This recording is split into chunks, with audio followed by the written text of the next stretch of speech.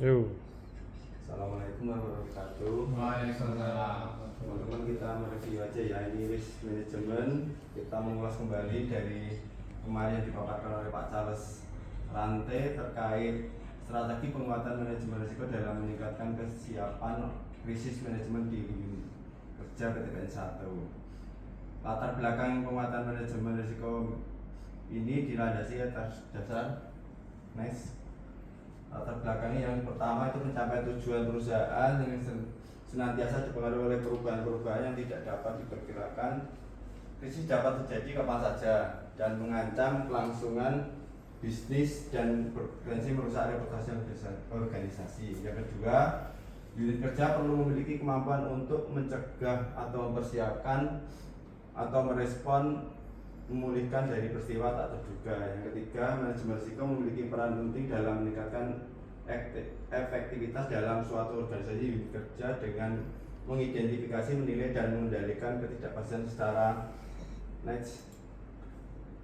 manfaat dari risk management ini yaitu untuk mempermudah unit kerja untuk melihat potensi masalah yang ada dalam pelaksanaan suatu proses sehingga solusi penyempurnaan proses lebih terarah.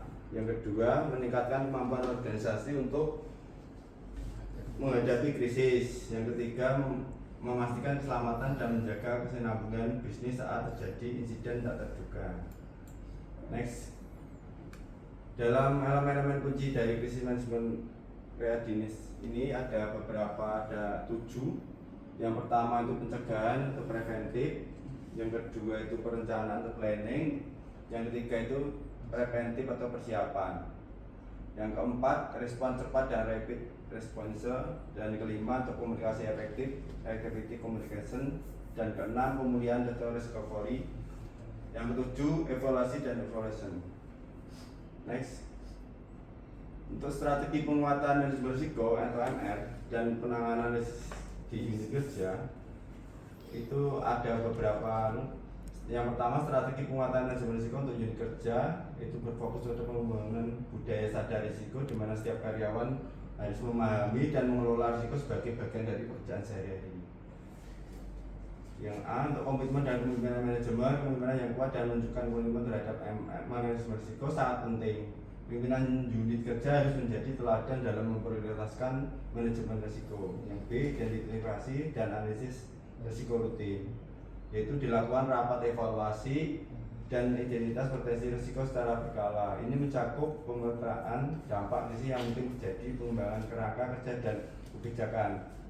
Tetapkan selera risiko, risk appetite, dan kembangkan kebijakan serta prosedur MR yang jelas dan terstruktur. Yang C, pelatihan dan edukasi komprehensif. Sedangkan pelatihan berkelanjutan mengenai protokol darurat, keterampilan kepemimpinan, dan pentingnya manajemen risiko bagi seluruh karyawan. Sekian pemaparan dari kami. Semoga bermanfaat bagi kita semua. Amin. Assalamualaikum.